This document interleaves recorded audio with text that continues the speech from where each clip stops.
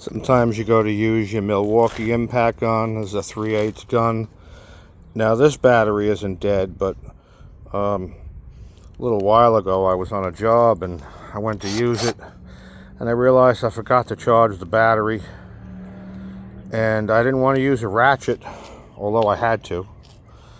But it's another alternative, and I'm taking this battery out, and then I'm going to use this, and this is basically a tethered battery that will run off of the 12-volt vehicle battery, and it's got tons of power and it'll never run out. This will be available on the website soon, Goose-Grip.com.